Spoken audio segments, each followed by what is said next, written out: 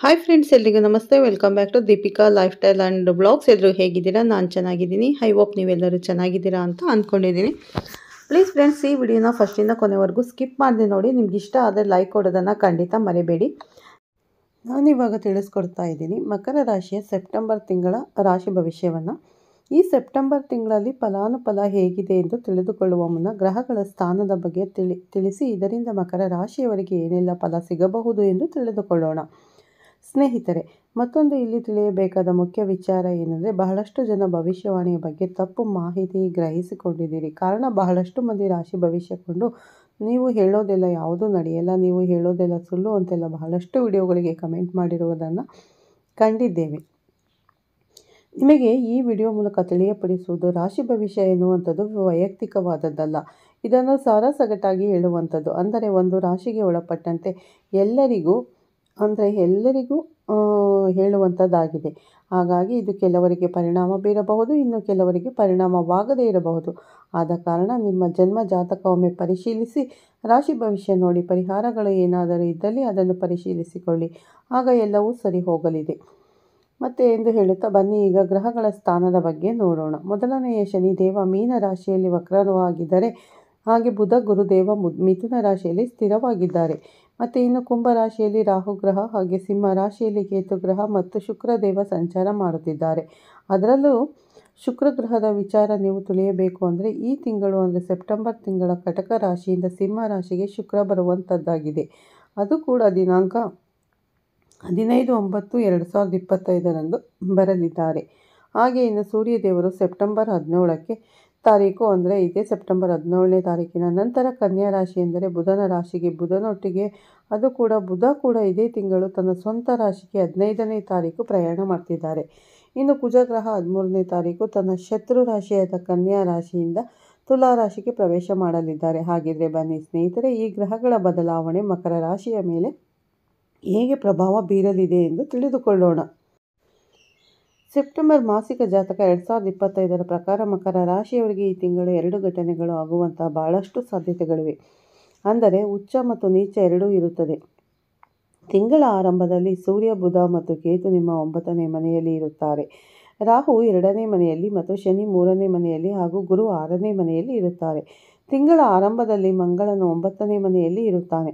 ಆದ್ದರಿಂದ ನಿಮ್ಮ ಆರೋಗ್ಯದ ಬಗ್ಗೆ ಹೆಚ್ಚು ಕಾಳಜಿಯನ್ನು ವಹಿಸಬೇಕು. ಈ ತಿಂಗಳು ನಿಮಗೆ ಹೆಚ್ಚು ಆರೋಗ್ಯದ ಬಗ್ಗೆ ನೀವು ಬಹಳಷ್ಟು ಜಾಗರೂಕರಾಗಿರುವುದು ಒಳ್ಳೆಯದು. ಇನ್ನು ಹಣಕಾಸಿನ ವಿಚಾರದಲ್ಲಿ ಮಕರ ರಾಶಿಯವರಿಗೆ ಸೆಪ್ಟೆಂಬರ್ ತಿಂಗಳು ಹೇಗಿದೆ ಅಂತ ನೋಡೋದಾದರೆ, ನಷ್ಟ ಆಗುವ ಸಾಧ್ಯತೆಗಳು ಕಾಣಿಸ್ತಿವೆ. ಇನ್ನು ವಿಶ್ವಾಸಾರ್ಹ ವೃತ್ತಿಪರರು ಸಂಪರ್ಕಿಸದೆ ಹೂಡಿಕೆ ಮಾಡುವುದನ್ನು ತಪ್ಪಿಸಿ. ಇದರ ಯಾವುದಾದರೂ ಒಂದು ವಿಚಾರದಲ್ಲಿ ಏನಾದರೂ ಒಂದು ಹೂಡಿಕೆ ಮಾಡ್ತಿದ್ದೀನಿ ಅಂತಂದರೆ, ಒಬ್ಬ ವಿಶ್ವಾಸಾರ್ಹ ನಿಮಗೆ ಯಾರಾದರೂ ತಿಳಿದಿರುವಂತಹ ಅದರ ಬಗ್ಗೆ ಒಂದು ಕೆಲಸದ ಬಗ್ಗೆ ತಿಳಿದಿರುವಂಥ ಒಬ್ಬ ವ್ಯಕ್ತಿ ಭೇಟಿ ಮಾಡಿ ಅದರ ಬಗ್ಗೆ ತಿಳಿದುಕೊಂಡು ತದನಂತರ ನೀವು ಅದರ ಮೇಲೆ ಹೂಡಿಕೆ ಮಾಡುವಂಥದ್ದು ಬಹಳ ಉಪಯೋಗಕರವಾಗಿದೆ. ಇನ್ನು ತಿಂಗಳ ಉತ್ತರಾರ್ಧವು ಸಮಂಜಸವಾಗಿದೆ, ನಿಮಗೆ ಬಹಳಷ್ಟು ಪ್ರಯೋಜನಕಾರಿಯಾಗಿದೆ ಅಂತಾನೆ ಹೇಳಬಹುದು. ಇನ್ನು ಈ ತಿಂಗಳು ಉದ್ಯೋಗದಲ್ಲಿ ಇರುವವರಿಗೆ ಅಂದರೆ ಮಕರ ರಾಶಿಯಲ್ಲಿ ಯಾರೆಲ್ಲ ಇದ್ದೀರಿ ಉದ್ಯೋಗದಲ್ಲಿ ಇರುವವರಿಗೆ ಕೆಲಸದಲ್ಲಿ ಯಶಸ್ಸನ್ನು ಹೊಂದುವ ಸಾಧ್ಯತೆಗಳು ಬಹಳಷ್ಟು ಕಾಣಸಿಗಬಹುದಾಗಿದೆ. ಇನ್ನು ಸೆಪ್ಟೆಂಬರ್ ಮಾಸಿಕ ಜಾತಕ 2025 ಪ್ರಕಾರ ಉದ್ಯೋಗಿಗಳಿಗೆ ತಿಂಗಳ ಮೊದಲಾರ್ಧದಲ್ಲಿ ಬಡ್ತಿಯನ್ನು ಪಡೆಯುವ ಸಾಧ್ಯತೆಗಳು ಸಹ ಈ ತಿಂಗಳು ನಿಮಗೆ ಕಾಣಿಸಿವೆ. ನಾನು ಜಸ್ಟ್ ಹೇಳಿದೆ, ನಿಮ್ಮ ಉದ್ಯೋಗದಲ್ಲಿ ಯಾರೆಲ್ಲ ಅಂದರೆ ಕೆಲಸ ಮಾಡ್ತಿರುವಂಥ ಈ ಮಕರ ರಾಶಿಯವರು ಯಾರೆಲ್ಲ ಕೆಲಸ ಮಾಡ್ತಿರ್ತಾರೆ ನಿಮಗೆ ಬಡ್ತಿ ಸಿಗುವಂಥ ಸಾಧ್ಯತೆಗಳು ಈ ತಿಂಗಳು ಬಹಳ ಇದೆ, ಹೇರಳವಾಗಿದೆ. ಹಾಗೆ ನಿಮಗೆ ಬಡ್ತಿ ಒಂದೇ ಅಲ್ಲ, ನಿಮಗೆ ಸಂಬಳ ಜಾಸ್ತಿ ಆಗುವಂಥ ಸಮಯ ಕೂಡ ಇದಾಗಿದೆ. ಇನ್ನು ವ್ಯವಹಾರದಲ್ಲಿ ಮಕರ ರಾಶಿಯವರಿಗೆ ಈ ತಿಂಗಳು ಹೇಗಿದೆ ಅಂತಂದರೆ, ವ್ಯವಹಾರದಲ್ಲಿರುವ ವ್ಯಕ್ತಿಗಳಿಗೆ ವಿಸ್ತರಣೆ ಮತ್ತು ಪ್ರಗತಿಯ ನಿರೀಕ್ಷೆಗಳೊಂದಿಗೆ ತಿಂಗಳು ಧನಾತ್ಮಕವಾಗಿ ಪ್ರಾರಂಭವಾಗುತ್ತದೆ. ಬಹಳಷ್ಟು ನಿಮಗೆ ಧನಾತ್ಮಕವಾಗಿ ಈ ತಿಂಗಳು ಇದೆ ಅಂತಾನೆ ಹೇಳಬಹುದು. ಯಾರೆಲ್ಲ ವ್ಯವಹಾರದಲ್ಲಿ ಇದ್ದೀರಿ ಅವರಿಗೆಲ್ಲ ಬಹಳಷ್ಟು ನಿಮಗೆ ಧನಾತ್ಮಕವಾಗಿದೆ ಅಂತಾನೆ ಹೇಳಬಹುದು. ಈ ತಿಂಗಳು ಮಕರ ರಾಶಿಯ ವಿದ್ಯಾರ್ಥಿಗಳಿಗೆ ನೋಡೋದಾದರೆ, ತಿಂಗಳು ವಿದ್ಯಾರ್ಥಿಗಳಿಗೆ ಅಷ್ಟಾಗಿ ಸರಿಯಿಲ್ಲ, ಅಂದರೆ 50-50 ಮಿಶ್ರ ಫಲಿತಾಂಶಗಳನ್ನು ನೀವು ಈ ತಿಂಗಳು ಕಾಣಬಹುದಾಗಿದೆ. ಆದರೆ ನಿಮ್ಮ ಹೆಚ್ಚಿನ ಪರಿಶ್ರಮ ನಿಮಗೆ ಒಳ್ಳೆಯ ಒಂದು ಫಲಿತಾಂಶವನ್ನೇ ನೀಡುತ್ತಿದೆ. ಆರಂಭದಲ್ಲಿ ಆಶಾದಾಯಕವಾಗಿದ್ದರೂ ದ್ವಿತೀಯಾರ್ಧದಲ್ಲಿ ಕೆಲವು ತೊಂದರೆಗಳು ಉಂಟಾಗಬಹುದು. ಇನ್ನು ಈ ಸಂದರ್ಭದಲ್ಲಿರುವ ಪ್ರೇಮ ವಿವಾಹ ನಿರೀಕ್ಷೆಯೊಂದಿಗೆ ಉತ್ತಮ ಸಮಯವನ್ನು ಹೊಂದುತ್ತಾರೆ. ವಿವಾಹಿತರ ತಿಂಗಳ ಮೊದಲಾರ್ಧವು ಹೆಚ್ಚು ಪ್ರಯೋಜನಕಾರಿಯಾಗಿದೆ. ಆದರೆ ಉತ್ತರಾರ್ಧದಲ್ಲಿ ನಿಮ್ಮ ಸಂಗಾತಿಯು ಆರೋಗ್ಯದ ತೊಂದರೆಗಳನ್ನು ಅಥವಾ ಅತ್ತೆಯೊಂದಿಗೆ ಘರ್ಷಣೆಯನ್ನು ಅನುಭವಿಸಬಹುದು. ಇನ್ನು ಮಕರ ರಾಶಿಯವರ ಕುಟುಂಬ ಜೀವನ ಹೇಗಿದೆ ಅಂತ ನೋಡೋದಾದರೆ, ಜೀವನವು ಸೌಮ್ಯವಾಗಿರುತ್ತದೆ ಮತ್ತು ಸಣ್ಣ ಘರ್ಷಣೆಗಳನ್ನು ಪರಿಹರಿಸಲು ನೀವು ನಿರಂತರ ಪ್ರಯತ್ನ ಮಾಡಬೇಕಾಗಿ ಇರುತ್ತದೆ. ಈ ತಿಂಗಳು ವಿದೇಶ ಪ್ರಯಾಣ ಮಾಡುವಂಥ ಸಾಧ್ಯತೆಗಳು ಮಕರ ರಾಶಿಯವರಿಗಿದೆ ಕಾಣಸಿಗುತ್ತದೆ. ಇನ್ನು ಪರಿಹಾರವೇನು ಗುರುಗಳೇ ಅಂತ ಕೇಳೋದಾದರೆ, ಶುಕ್ರವಾರ ಕನಕದಾರ ಸ್ತೋತ್ರವನ್ನು ಪಠಿಸಬೇಕು. ಇದಿಷ್ಟು ಮಕರ ರಾಶಿಯವರ ಸೆಪ್ಟೆಂಬರ್ ತಿಂಗಳ ಫಲಾನುಫಲಗಳು ಆಗಿತ್ತು. ಹಾಗಿದ್ರೆ ಬನ್ನಿ ಸ್ನೇಹಿತರೆ, ವಿಡಿಯೋ ಮುಗಿಸುವಂಥ ಸಮಯ. ಅಂದರೆ ಈ ವಿಡಿಯೋನ ನೀವು ಎಲ್ಲರಿಗೂ ಶೇರ್ ಮಾಡಿ ಮತ್ತು ನಿಮ್ಗೆ ಇಷ್ಟ ಆದರೆ ಲೈಕ್ ಮಾಡಿ. ಮತ್ತು ಹೊಸದಾಗಿ ನೋಡ್ತಾ ಇರೋರು ನನ್ನ ಚಾನಲ್ಗೆ ಸಬ್ಸ್ಕ್ರೈಬ್ ಮಾಡ್ಕೊಳ್ಳಿ, ಪಕ್ಕದಲ್ಲಿರೋ ಬೆಲ್ ಐಕನನ್ನು ಪ್ರೆಸ್ ಮಾಡಿ ಅಂತ ಹೇಳ್ತೀನಿ.